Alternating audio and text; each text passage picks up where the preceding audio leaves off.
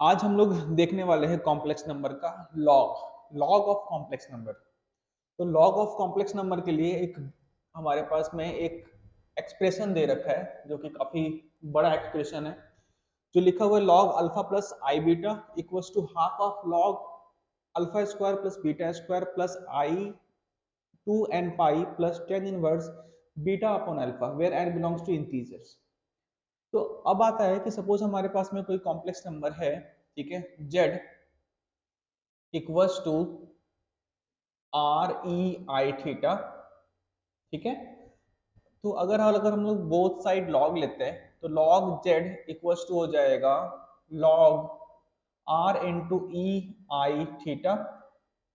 Further ऐसे क्या करेंगे हम लोग लॉग एम और लॉग एन ट्रीट करेंगे, और लॉग एम इंटू एन क्या होता है लॉग एम प्लस एन।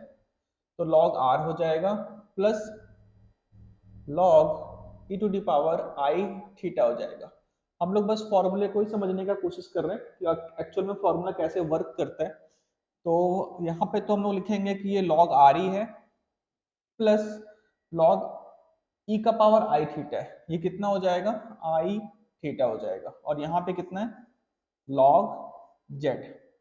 अब हमें पता है कि यहाँ पे क्या दिख रहा है, यहाँ पे दिख रहा है आर, और लॉग आर का मतलब है कि हमने यहाँ पे फर्दर जो कॉम्प्लेक्स नंबर हमने यहाँ पे लेड किया था वो कितना था आर ई आई थीटा। तो आर अगर कभी मुझे चाहिए, ठीक है, मुझे मतलब हमें अगर आर कभी चाहिए तो हम लोग कैसे फाइंड करेंगे, तो under root x square plus y square. R actual में क्या है मॉडुलस ऑफ कॉम्प्लेक्स नंबर है, आर क्या है मॉडुलस ऑफ कॉम्प्लेक्स नंबर है, ठीक है जी। और अगर कभी अगर मुझे थीटा चाहिए, ठीक है, तो अगर थीटा चाहिए तो हम क्या करेंगे tan inverse y upon x plus two n pi, ठीक है। अगर हमें कभी थीटा चाहिए, ठीक है, तो हम क्या करेंगे जैसे हम लोग थीटा फाइंड करते हुए आ रहे हैं अभी तक, वैसे ही हम लोग फाइंड करेंगे, ठीक है। तो अब हम लोग अगर इस गिवन एक्सप्रेशन को अच्छे से देखें तो आर की जगह अगर हम लोग ये एक्सप्रेशन देखें, ठीक है, यानी कि अगर हमारे पास में यहाँ पे ये एक्सप्रेशन हो तो लॉग आर यानी कि ये वाला एक्सप्रेशन, और यहाँ पे दिख रहा है कि ये रूट में है, रूट में तो यानी कि 1/2 होगा, और 1/2 एम का पावर एन वाले फॉर्मूले से यहाँ पे इसका मल्टीपल हो गया 1/2, तो हमें ये ऐसा दिख रहा है। अब आता है कि थीटा के जगह पे जो भी चीज है हमारे पास में, तो यहाँ पे 2n पाई है, 2n पाई यहाँ पे भी है हमारे पास। और थीटा कैसे फाइंड करते हैं, तो ten inverse beta upon alpha.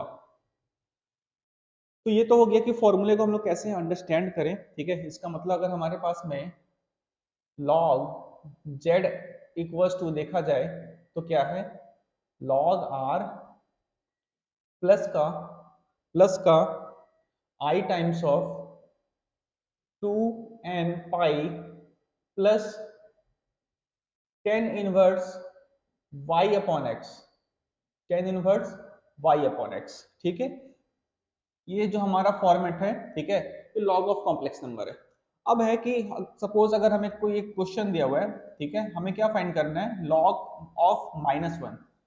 अगर log ऑफ -1 फाइंड करना है तो इसका मतलब कंफर्म है कि जो हमारा कॉम्प्लेक्स नंबर है वो कितना है, तो वो हमारा कॉम्प्लेक्स नंबर है वो है -1। और -1 का सबसे पहले हम लोग क्या फाइंड कर लेते हैं, तो -1 का हम लोग फाइंड कर लेते हैं सबसे पहला काम कि उसका मॉडुलस ही फाइंड कर लेते हैं। तो अगर मॉडुलस फाइंड करेंगे तो कितना होगा 1, और थीटा कितना हो जाएगा negative direction of y axis पे लाई कर रहा है, sorry negative direction of x axis पे लाई कर रहा है, ठीक है। तो यहाँ से लेकर के यहाँ तक एंटी क्लॉकवाइज डायरेक्शन में कितना एंगल हो जाएगा, तो पाई, तो थीटा कितना है पाई है। तो अगर इसका हम लोग फर्दर लिखें कि लॉग ऑफ -1 किसके इक्वल होगा, तो log of -1 log of mod of -1 plus I times of 2n pi plus pi, ठीक है। जो भी थीटा था वो हमने मेंशन कर दिया है। अब log ऑफ -1 हमें बताया कितना है log 1 है, और log 1 कितना होता है 0। तो फाइनल आंसर हमारे पास में क्या बनता है आई 2n pi plus pi. log of -1 हमने कैलकुलेट कर लिया, log ऑफ -1 कितना है, तो log of -1 I times of 2n pi plus pi है। और कुछ क्वेश्चंस देखते हैं, ठीक है, कि हम लोग लॉग कैसे फाइंड करेंगे कॉम्प्लेक्स नंबर में। तो सपोज अगर हमारे पास में एक और क्वेश्चन है लॉग 1 प्लस का √3 आयोटा। इसका अगर हमें लॉग चाहिए तो हमें पता है कि हमने सबसे पहला काम क्या करना है, कॉम्प्लेक्स नंबर को लिख लेना है। कॉम्प्लेक्स नंबर को हम लोगों ने लिख लिया कि कितना है भाई, 1 प्लस √3 आयोटा। और इसका सबसे पहला काम क्या करना है, तो हमें मॉड फाइंड कर लेना है। तो मॉड हमें पता है कितना हो जाएगा, 1 प्लस 3 विच इज 2। ठीक है, अब आता है कि इसका थीटा कैसे फाइंड करेंगे। तो थीटा हमें पता है कैसे फाइंड करते हैं, tan inverse y by x √3/1 हो जाएगा। tan 60 डिग्री का वैल्यू है, और tan 60 डिग्री का वैल्यू को हम लोग क्या लिखते हैं, पाई बाई 3। थीटा का वैल्यू कितना आ जाता है, थीटा का वैल्यू आ जाता है हमारे पास में पाई बाई 3। और यहाँ पे फर्स्ट क्वाड्रेंट है और प्रिंसिपल वैल्यू में भी लाई कर रहा है, तो हम लोग 2n पाई का यूज नहीं करेंगे। अगर हम लोग आगे अगर देखा जाए, ठीक है, तो फॉर्मेट अगर हम लोग देखा जाए लॉग का, तो यहाँ लिखना है लॉग 1 प्लस का √3 आयोटा इक्वल्स टू हो जाएगा लॉग ऑफ 2, क्योंकि यहाँ पे मॉडुलस होता है, मॉडुलस हमने फर्दर फाइंड कर ही लिया है, log 2 plus i 2n pi plus पाई/3। मतलब कॉम्प्लेक्स नंबर का अगर हमें लॉग चाहिए तो हमें फटाफट सबसे पहला काम करना है, कॉम्प्लेक्स नंबर को लिख लेना है कि कॉम्प्लेक्स नंबर क्या है। देन उसका हम लोग क्या करेंगे, मॉडुलस फाइंड कर लेंगे, और मॉडुलस फाइंड करने के बाद हम लोग उसका आर्गुमेंट फाइंड करेंगे, और आर्गुमेंट फाइंड करने के बाद जो भी कॉम्प्लेक्स नंबर का हमारा लॉग का जो फॉर्मेट है उसमें हम लोग सब्स्टिट्यूट कर देंगे। ये हमारा फाइनल आंसर है।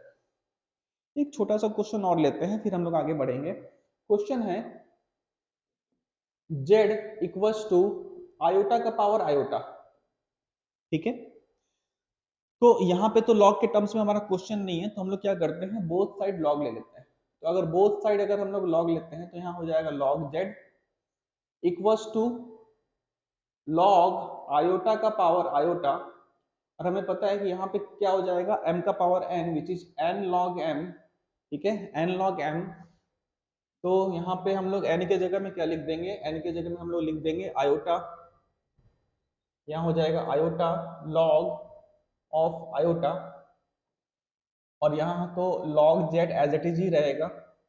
अब हमें पता है कि हमें log आयोटा कैलकुलेट करना है, तो हमारे पास में यहाँ तो i तो मल्टीप्लीकेशन में है ही, और हमें पता है हमें क्या लिखना है, log ऑफ मोड 1। ठीक है, 1 का अगर हम लोग मॉड निकालेंगे तो वो 1 ही होगा। ठीक है, तो फाइनल आंसर हमारा यहाँ पे log 1 है। ठीक है, आगे जाकर के कैलकुलेट करेंगे तो वो 0 के इक्वल हो जाएगा, plus plus i times of 2n pi plus theta कितना आ जाएगा हमारे पास में, तो थीटा आ जाएगा हमारे पास में पाई/2। तो पाई/2 लिख लेंगे यहाँ पे, पाई/2, क्योंकि ये positive direction of imaginary axis के अपवर्ड डायरेक्शन में लाई करेगा हमारा कॉम्प्लेक्स नंबर। अब आता है log 1, तो यहाँ से 0 हो जाएगा, और ये i मिलकर के i² बनाएगा विच इज -1। और यहाँ पे हमारे पास में क्या हो जाएगा, 2n पाई 2n पाई प्लस पाई/2। और यहाँ पे तो log z तो है ही। फर्दर इसको हम लोग लिख सकते हैं z इक्वल्स टू, ठीक है, e टू द पावर -1, ठीक है, 2n पाई प्लस पाई/2। इस तरीके से हम लोग लॉग ऑफ कॉम्प्लेक्स नंबर से डील करते हैं। हमें वो फॉर्मेट पता होना चाहिए। फॉर्मेट क्या है, सबसे पहला काम है कि जो भी कॉम्प्लेक्स नंबर लॉग के टर्म्स में दिया हुआ है उसको हम लोग इक्वल कर लेंगे log of complex number plus 2n pi plus theta, उसका आर्गुमेंट कॉम्प्लेक्स नंबर का। मतलब हमें दो चीज फाइंड करने हैं। पहला काम है कि हम लोग आर्गुमेंट फाइंड कर लें, या तो पहले मॉडुलस फाइंड कर ले। ठीक है, तो दोनों काम हमें करने होंगे। ठीक है, वटेवर चाहे वो हम लोग पहले क्या भी फाइंड करें, कोई फर्क नहीं पड़ता उससे। अगला है हमारे पास, ठीक है, अगला टॉपिक है हमारे पास complex number as vector. Complex number as a vector में हम लोग डिस्कस करने वाले हैं कि सपोज हमारे पास में एक पॉइंट है, हमारे पास में एक पॉइंट है P, जिसका कोऑर्डिनेट है x, y। कोई ये फर्स्ट क्वाड्रेंट में लाई कर रहा है, सपोज 2, 3 फर्स्ट क्वाड्रेंट में लाई कर रहा है, x, y का कोई सा भी वैल्यू हो सकता है। बट अगर कोई पॉइंट है तो कंफर्म उसका कोई ना कोई कोऑर्डिनेट होगा, और उस कोऑर्डिनेट को देख करके हम लोग पॉइंट को प्लॉट करते हैं। अब आता है, ठीक है, कि हम लोग complex number as a vector देख रहे हैं। मतलब कॉम्प्लेक्स नंबर कहीं ना कहीं वेक्टर की तरह डील करता है। ठीक है, इसको हम लोग समझेंगे कैसे। तो सपोज हमारे पास में पॉइंट P है, ठीक है, तो जो जाकर के फर्स्ट क्वाड्रेंट में एक पॉइंट को रिप्रेजेंट कर रहा है, ठीक है। कोऑर्डिनेट हमने नहीं लिखा है बट एक्स वाई कुछ भी होगा, हम मान के चलते हैं कि फर्स्ट क्वाड्रेंट में है एटलीस्ट। अच्छा, अगला है कॉम्प्लेक्स नंबर। तो अगर कोई कॉम्प्लेक्स नंबर है, सपोज z, अगर कोई कॉम्प्लेक्स नंबर z है जो कि इसी फॉर्मेट में हम लोग लिखते हैं, तो x प्लस आई वाई, तो कहीं ना कहीं ये कॉम्प्लेक्स नंबर भी जा करके इस प्लेन में, आर्गन प्लेन में एक पॉइंट को ही रिप्रेजेंट करता है, ठीक है, एक पॉइंट को ही क्या करता है, रिप्रेजेंट करता है, ठीक है। और अगर हम लोग यहाँ पे अगर लास्ट बात कर ले तो हमारे पास में क्या है, पोजीशन वेक्टर। तो इसी पॉइंट का हमने क्या किया, कॉम्प्लेक्स नंबर देखा जो कि एक पॉइंट को ही रिप्रेजेंट करता है, और इसी पॉइंट का फर्दर हम लोग क्या देख रहे हैं, पोजीशन वेक्टर देख रहे हैं। तो अगर पोजीशन वेक्टर अगर हम लोग देखें तो हमारे पास में क्या है, एक्स आई कैप प्लस वाई जे कैप, और ये भी जा करके क्या करेगा, एक सिंगल पॉइंट को ही रिप्रेजेंट करेगा। आगे बढ़ते हैं, modulus of complex number and magnitude of vector. तो मॉडुलस क्या है कॉम्प्लेक्स नंबर का, तो हमें पता है कि अगर हमारे पास में कोई कॉम्प्लेक्स नंबर है, सपोज यहाँ पे z, जिसका कोऑर्डिनेट है हमारे पास x प्लस आई वाई, ठीक है, और हमें पता है कि मॉडुलस क्या होता है, तो modulus distance between origin to complex number है हमारे पास में। तो ये रहा मॉडुलस। O2 z का लेंथ अगर हम लोग कैलकुलेट करेंगे, ठीक है, O2 z का अगर हम लोग लेंथ कैलकुलेट करेंगे तो ये क्या हो जाएगा, हमारा मॉडुलस हो जाएगा। मतलब अगर हमें z का मॉड चाहिए तो हम क्या करने वाले हैं, x square plus y square करेंगे, ठीक है। ये क्या है, मॉडुलस ऑफ कॉम्प्लेक्स नंबर। और क्या बोला क्या जा रहा है कि modulus of complex number and magnitude of vector. अब अभी हमने देखा कि जो पॉइंट था वो कॉम्प्लेक्स नंबर में भी वही जाकर के पॉइंट रिप्रेजेंट कर रहा है, और वेक्टर भी वही काम कर रहा है, सेम पॉइंट को रिप्रेजेंट कर रहा है। और यहाँ पे हम कॉम्प्लेक्स नंबर का क्या देख रहे हैं, कॉम्प्लेक्स नंबर का हम लोग फर्दर अगर मॉडुलस निकालेंगे तो x square plus y square आएगा, और इसी कॉम्प्लेक्स नंबर को अगर हम लोग पोजिशन वेक्टर बोले, इसी कॉम्प्लेक्स नंबर को अगर हम लोग पोजिशन वेक्टर बोले, जो जस्ट अभी हमने बोला ही है, ठीक है। और इसका अगर हम लोग क्या निकालें, इसका अगर हम लोग मैग्नीट्यूड निकालें तो हमें पता है इसका मैग्नीट्यूड कितना हो जाएगा, इसका magnitude x square y square हो जाएगा। तो कहने का सेंस ये है कि कॉम्प्लेक्स नंबर भी एक वेक्टर की तरीके से ही वर्क करता है। इसी को रिलेट करने का हम कोशिश कर रहे हैं। पहला हमारा काम हमने पॉइंट को देखा, अभी हम लोग क्या देख रहे हैं कि डिस्टेंस फ्रॉम पॉइंट जो है वो भी दोनों का दोनों सेम ही आ रहा है, ये और ये। इसका मतलब जो मॉडुलस है और मैग्नीट्यूड है दोनों सेम है। तो हम लोग कॉम्प्लेक्स नंबर और वेक्टर को आपस में रिलेट करके देखना चाहते हैं कि क्या वाकई में जैसे कॉम्प्लेक्स नंबर को हम लोग रिप्रेजेंट करते हैं, क्या वेक्टर का रिप्रेजेंटेशन दोनों सेम बात है क्या। तो आगे बढ़ते हैं इसी टॉपिक पे। आगे है डिस्टेंस बिटवीन टू पॉइंट। आगे क्या है, डिस्टेंस बिटवीन टू पॉइंट्स। तो हम लोग दो पॉइंट ले लेते हैं। पॉइंट P है जिसका कोऑर्डिनेट है x1 y1, पॉइंट Q है जिसका कोऑर्डिनेट है x2 y2, ठीक है। और अगर हम लोग PQ का डिस्टेंस निकालेंगे, PQ का डिस्टेंस निकालेंगे तो हमें पता है कि under root x2 minus x1 का whole square plus y2 minus y1 का होल स्क्वायर होगा, ठीक है जी। और यहाँ पे अगर हम लोग देखें तो PQ को, ठीक है, अगर हम लोग वेक्टर के तरीके से ट्रीट करें तो अगर P वेक्टर जो है, ठीक है, P का पोजीशन वेक्टर जो है हम लोग लिख रहे हैं एक्स आई कैप प्लस वाई जे कैप। Q वेक्टर जो है वो क्या है, तो ये x1 था, ये y1 था, और ये क्या है x2 आई कैप प्लस y2 जे कैप, ठीक है।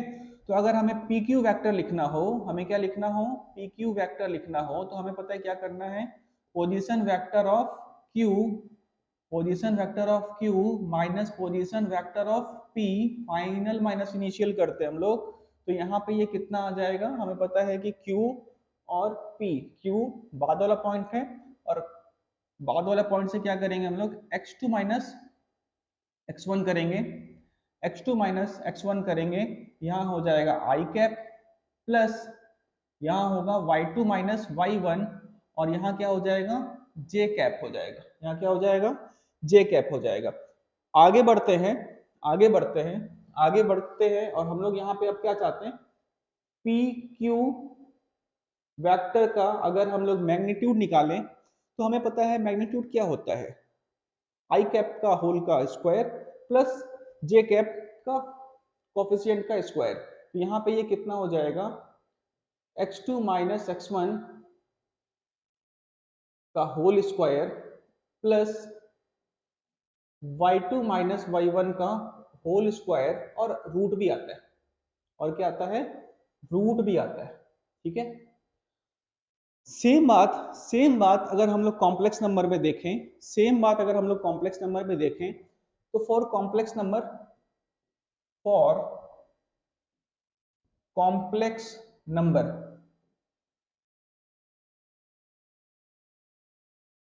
लेट सपोज हमने P और Q में, ठीक है, अगर P को हम लोगों ने Z1 बोल दिया और Q को क्या बोल दिया, ये Z2 है, तो Z1 जो हमारा कॉम्प्लेक्स नंबर है वो कितना है, तो Z1 हमारा कॉम्प्लेक्स नंबर है x1 प्लस कॉम्प्लेक्स नंबर में i y1 होता है एंड Z2 कितना है, तो Z2 है x2 plus i times of y2। और अगर हम यहाँ पे, ठीक है, इससे P और Q को यहाँ पे PQ वेक्टर फिर से अगर लिखे तो ये कितना हो जाएगा, तो position vector of Z2 complex number के फॉर्मेट में minus position vector of Z1, तो ये कितना होगा, तो ये हो जाएगा Z2 माइनस Z1, कितना हो जाएगा, Z2 माइनस Z1। ठीक है, PQ और Z2 माइनस अगर हम लोग Z1 करते हैं तो हमें पता है कि कॉम्प्लेक्स नंबर में जो सब्सट्रैक्ट होता है तो रियल पार्ट से सब्सट्रैक्ट होगा, इमेजिनरी पार्ट से सब्सट्रैक्ट होगा। तो यहाँ पे कितना बन जाएगा, x2 minus x1 plus y2 minus y1 iota, y2 minus y1 iota PQ factor. और फर्दर इसका अगर हम लोग मैग्नीट्यूड निकालेंगे, फर्दर इसका अगर हम लोग मैग्नीट्यूड निकालेंगे तो ये भी कितना आएगा, under root x2 minus x1 का whole square plus y2 minus y1 का होल स्क्वायर। हमने क्या देखा, ठीक है, कि अगर हम लोग वेक्टर के फॉर्मेट में जो मैग्नीट्यूड निकाल रहे हैं वो इसके इक्वल आ रहा है, और अगर यहाँ पे Z1 और Z2 जो कॉम्प्लेक्स नंबर है PQ हमने यहाँ पे मैग्नीट्यूड बोला, बट एक्चुअल में तो ये तो मॉडुलस ऑफ कॉम्प्लेक्स नंबर है, क्योंकि हम लोग कॉम्प्लेक्स नंबर पे ही अगर वर्क कर रहे हैं और सेम बातें आ रही है तो मैग्नीट्यूड और कॉम्प्लेक्स नंबर हम लोग दोनों चीज करते हैं तो दोनों इक्वल ही आते हैं। ठीक है जी, अच्छा आगे बढ़ते हैं, आगे है geometrically complex number follow parallelogram law of vector addition. Complex number जो है वो पैरेललोग्राम ऑफ वेक्टर एडिशन के लॉ को फॉलो करता है। ठीक है, कैसे देखते हैं हम, ठीक है, सपोज हमने एक वेक्टर ले लिया, ठीक है, वेक्टर या कॉम्प्लेक्स नंबर अभी हम लोग उसको डिस्कस करेंगे। हमने यहाँ पे सपोज एक पॉइंट P मार्क कर लिया, पहले पॉइंट P का कोऑर्डिनेट है x1 y1, ये Q पॉइंट है, इसका कोऑर्डिनेट है सपोज x2 y2, और हमें क्या बनाना है, एक पैरेललोग्राम बनाना है। तो जितने लेंथ का ये है उतना ही लेंथ का हम लोग एक पैरेललोग्राम बना लेते हैं।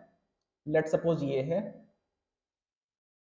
ठीक है, इस पॉइंट का नाम सपोज R है, और पॉइंट P को हम लोग ये भी बोल देते हैं कि ये Z1 हमारा क्या है, कॉम्प्लेक्स नंबर है, और ये Z2 हमारा कॉम्प्लेक्स नंबर है।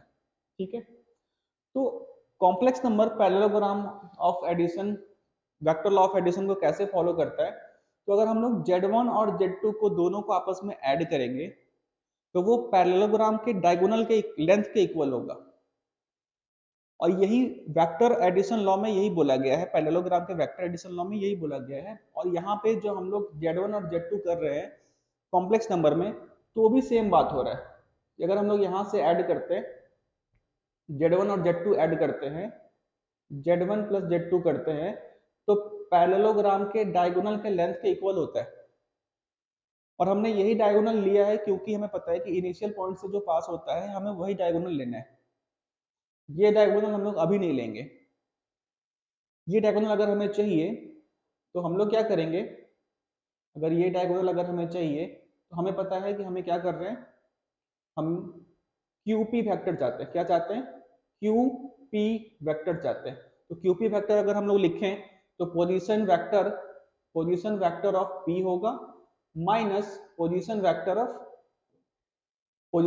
ऑफ क्या हो जाएगा, Q हो जाएगा। पोजीशन वेक्टर ऑफ क्या हो जाएगा, Q हो जाएगा। ठीक है जी।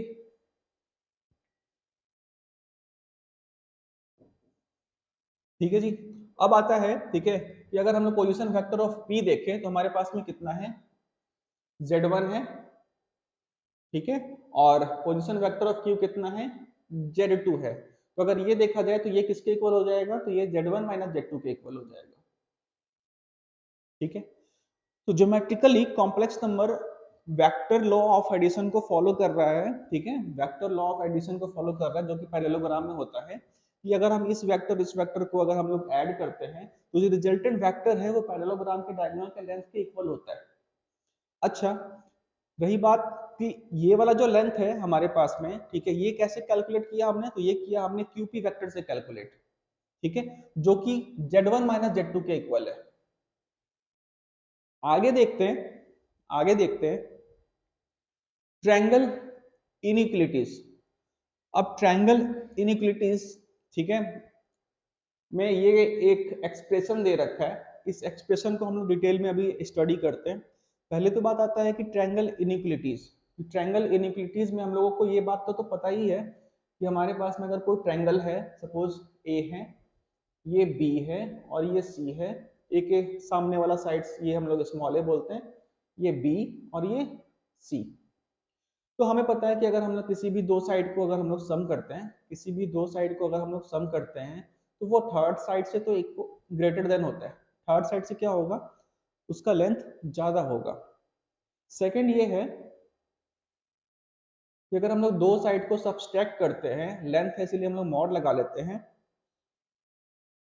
तो वो थर्ड साइड से क्या होगा, तो वो थर्ड साइड से छोटा होगा। ठीक है।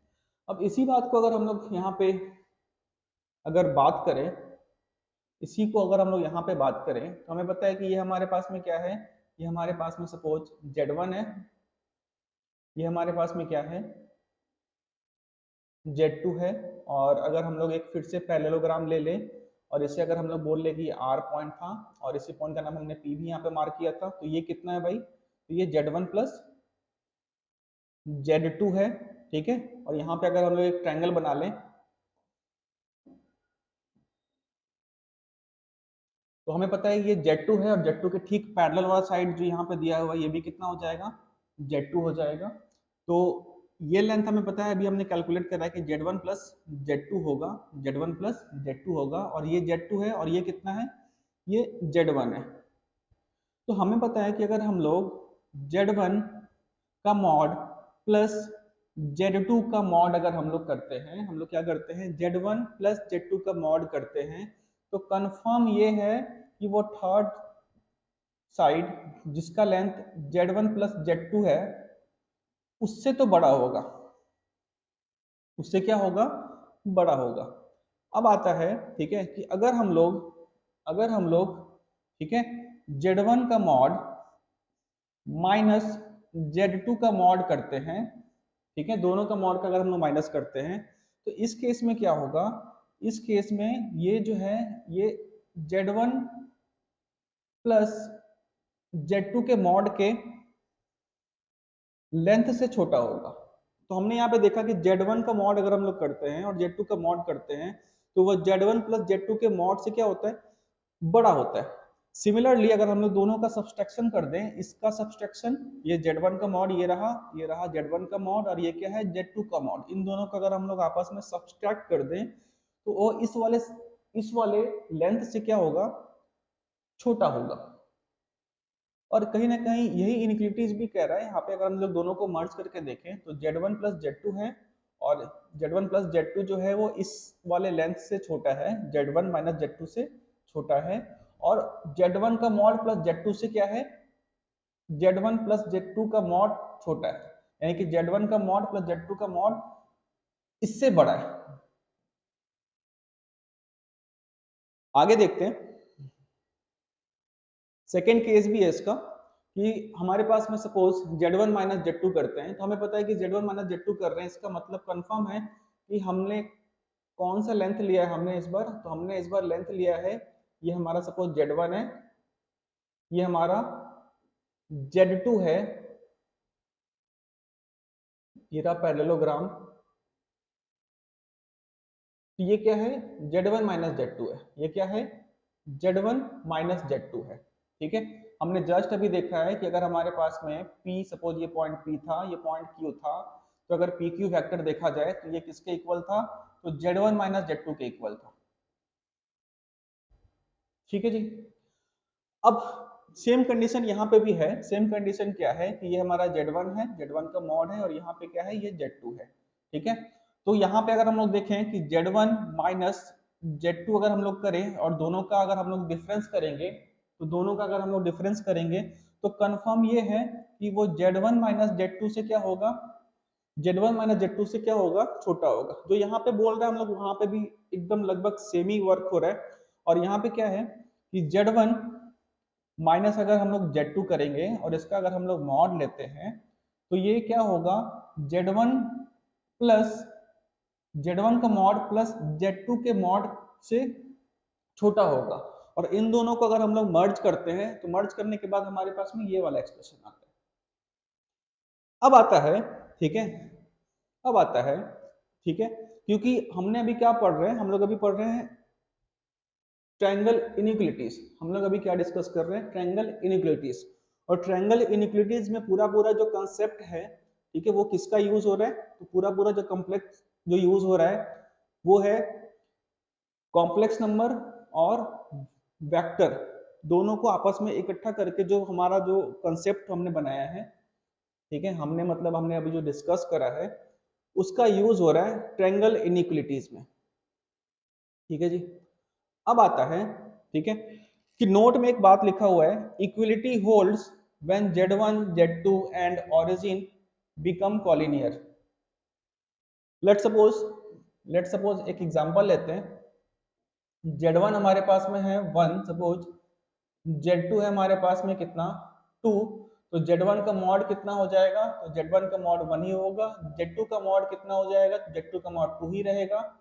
तो अगर हम लोग Z1 का मॉड प्लस Z2 का मॉड करेंगे तो ये Z1 प्लस Z2 के मॉड के इक्वल होगा। चेक कर सकते हैं 1 प्लस 2 3, और इधर भी कितना आ रहा है, दोनों को जोड़ के फिर बाद में मॉड लें तो भी 3 आ रहा है। तो जो हमारे एक्सप्रेशन में इक्वल टू लगा हुआ है, जो हमारे एक्सप्रेशन में इक्वल टू लगा हुआ है, क्योंकि ट्रायंगल ऑफ इनइक्वालिटीज में हम लोगों को पता है कि यहाँ पे केवल इक्वल टू होता है, लेस देन या ग्रेटर देन होता है। बट इक्वल टू होने के लिए ये वाला केस इंपॉर्टेंट है, इक्वल टू होने के लिए ये वाला केस इंपॉर्टेंट है कि Z1 Z2 और जो ओरिजिन है वो आपस में कॉलिनियर होते हैं, इसीलिए ऐसे वो जो एक्सप्रेशन दिया हुआ है ट्रायंगल इनइक्वालिटीज का उसमें इक्वल टू लगा हुआ है। अब आता है कि एक और एग्जांपल ले लेते हैं।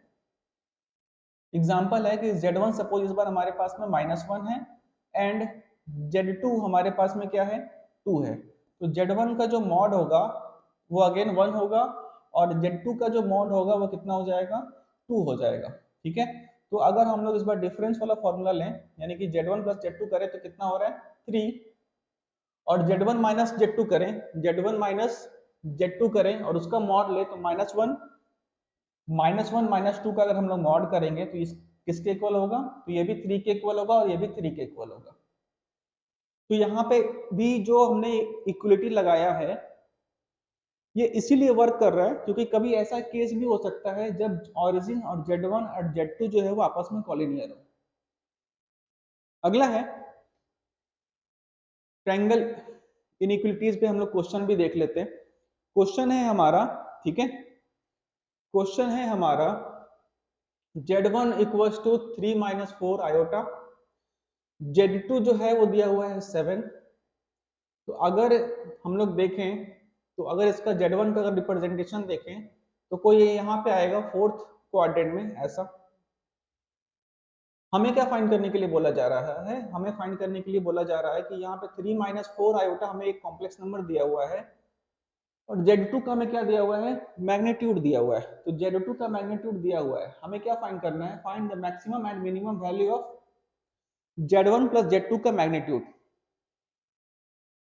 Z1 प्लस Z2 का मैग्नीट्यूड का हमें maximum and minimum value find करना है। तो इस टाइप के क्वेश्चंस के लिए हम लोग ट्रायंगल इनइक्वलिटीज का जो एक्सप्रेशन देखे हैं हम लोग वो यूज कर लेंगे। बट उससे पहले एक चीज हम लोग देख सकते हैं कि सपोज हमारे पास में यहाँ पे एक कॉम्प्लेक्स नंबर है। हमने देखा कि कॉम्प्लेक्स नंबर एक वेक्टर के तरीके से ही ट्रीट होता है। हमें पता है कि यहाँ पे ओ पी अगर एक कॉम्प्लेक्स नंबर है तो ओपी का जो पोजीशन वेक्टर होगा उसका मैग्नीट्यूड कितने लेंथ का है? 5 लेंथ का है। और जो अनदर हमें कॉम्प्लेक्स नंबर दिया हुआ है उसका मैग्नीट्यूड कितने लेंथ का है? तो उसका मैग्नीट्यूड 7 लेंथ का है। तो अगर हम लोग ठीक है Z1 प्लस Z2 करते हैं तो पहले उसको देख लेते हैं कि वो एक्चुअल में क्या होता है। तो अगर हम लोग Z1 प्लस Z2 करते हैं, सपोज यहाँ पे Q पॉइंट है, ये हमारे पास में क्या है? Z1 है, ये हमारे पास में क्या है? Z2 है। तो Z1 प्लस Z2 क्या होगा? तो Z1 प्लस Z2 जो है, ठीक है, Z1 प्लस Z2 जो है, ठीक है, वो पैरेललोग्राम का डायगोनल ही होगा Z1 plus Z2। But problem ये है कि हमें Z2 का केवल मैग्नीट्यूड दिया हुआ है, डायरेक्शन नहीं दिया हुआ है। वो किसी भी डायरेक्शन में हो सकता है। सपोज अगर Z2 का डायरेक्शन देखें तो वो अगर इस डायरेक्शन में है तो हमें पता है कि ये 5 मैग्नीट्यूड का पहले हमारे पास में फर्स्ट वाला जो है Z1 का मैग्नीट्यूड है, ठीक है, और सेकंड 7 मैग्नीट्यूड है। तो दोनों का अगर हम लोग एक डायरेक्शन में अगर फोर्स लगाएंगे तो टोटल 12 मैग्नीट्यूड का फोर्स लग रहा है इधर। तो हो सकता है कि ये मैक्सिमम हो अगर सेम डायरेक्शन में, अगर किसी डायरेक्शन में कोई वेक्टर अगर जा रहा है 5 मैग्नीट्यूड के साथ में, और अगर हम लोग 7 मैग्नीट्यूड का और उसमें अगर फोर्स लगा दें तो टोटल फोर्स कितना हो जाएगा? 12 मैग्नीट्यूड का। तो हो सकता है कि ये मैक्सिमम हो, ठीक है हमारा, ठीक है। और अगर मिनिमम अगर हमें करना हो तो हम लोग जस्ट उसका अपोजिट डायरेक्शन में अगर हम लोग फोर्स लगाएं तो ये हमें पता है ये 7 का है और ये 5 का था, तो दोनों कैंसल आउट होकर के कितना बच जाएगा? 2 मैग्नीट्यूड का। क्योंकि मिनिमम फोर्स तो तभी होगा ना जब हम लोग आपस में एक दूसरे को क्या करेंगे? फोर्स लगाएंगे। जिसका फोर्स ज्यादा होगा वो ज्यादा मतलब उसे खींच लेगा। कहने का मतलब ये है कि यहाँ पे कितना हमारे पास में कैंसिल आउट करने के बाद आएगा? 2 मैग्नीट्यूड का फोर्स आएगा। अच्छा, तो ये तो हो गया वेक्टर के ऊपर में बात। बट हमें पता है कि Z1 प्लस Z2 अभी हमने देखा है कि हमें उसका मॉड फाइंड करना है। तो हम लोग क्या करेंगे? सिंपल Z1 का मैग्नीट्यूड प्लस Z2 का मैग्नीट्यूड, हमने जो यहाँ पे एक्सप्रेशन देखा है Z1 तो यहाँ पे माइनस था तो माइनस लिख लेंगे, यहाँ पे क्या था? माइनस, तो माइनस लिख लेंगे, ठीक है। और ये लेस देन इक्वल टू था किसके? Z1 प्लस Z2 के। और ये लेस देन इक्वल टू किसके है? Mod of Z1 plus mod of Z2 के। अब आता है, ठीक है, कि हमारे पास में जो कॉम्प्लेक्स नंबर दे रखा है, ठीक है, वो पहला कॉम्प्लेक्स नंबर Z1 है। इसका क्या मैग्नीट्यूड है? तो Z1 का मैग्नीट्यूड अगर देखा जाए तो 3 का स्क्वायर 9 और 4 का स्क्वायर 16, विच इज इसका अगर हम लोग होल का रूट लेंगे तो कितना आता है? 5 आता है। और इसका पूरे का मॉडुलस है क्योंकि लेंथ है, तो ये कितना हो जाएगा? 5 माइनस Z2 में दे रखा है कितना है? 7 है, मॉड, तो Z1 प्लस Z2 हमने मिनिमम निकाल लिया है। मैक्सिमम कितना है हमारे पास में? Z1 प्लस Z2, ठीक है, ये कितना है? 5 प्लस 7, तो ये हो जाएगा 2 Z1 प्लस Z2 और ये हो जाएगा 12। तो ये क्या है, ये है मिनिमम वैल्यू और ये क्या दिख रहा है, ये दिख रहा है मैक्सिमम वैल्यू। तो कहीं ना कहीं जो हम लोग यहाँ पे बात कर रहे थे फोर्स के अकॉर्डिंग कि 5 का हमने एक डायरेक्शन में फोर्स लगाया 5 मैग्नीट्यूड के साथ में और 7 मैग्नीट्यूड का और फोर्स लगा दें तो कहीं ना कहीं सबसे ज्यादा फोर्स मिलेगा हमें। तो हमें इतना करने की जरूरत नहीं है, हमें तो बस क्या करना है कि अगर हमें कभी ऐसा कंडीशन दिया हुआ हो और ऐसा कंडीशन अगर हमें फाइंड करना हो तो हम लोग ट्रायंगल इनइक्विटीज को ध्यान रखेंगे और उसका फर्दर क्या करेंगे, यूज कर लेंगे और हम आसानी से मिनिमम और मैक्सिमम वैल्यू बता पाएंगे। एक क्वेश्चन और देखते हैं इस पे, एक क्वेश्चन और है कि Z1 हमें दिया हुआ है, ठीक है, और इस बार हमें क्या फाइंड करना है, find the maximum and minimum value of this. बस इसमें थोड़ा सा चेंज है, Z2 का कोफिशिएंट है इस बार, बट फॉर्मूले में कोई चेंज नहीं होगा, हमें पता है कि फॉर्मूला सेम ही रहेगा, ठीक है, क्योंकि यहाँ पे Z1 का मैग्नीट्यूड माइनस, मैग्नीट्यूड में बोल रहा हूँ क्योंकि हम लोग फैमिलियर हो चुके हैं, वेक्टर और कॉम्प्लेक्स नंबर दोनों एक जैसा ही वर्क करता है, तो इसीलिए कभी कभी अगर मैग्नीट्यूड निकल जाए तो आप समझ लेना कि ये तो मैग्नीट्यूड तो मॉडुलस ही है कॉम्प्लेक्स नंबर का।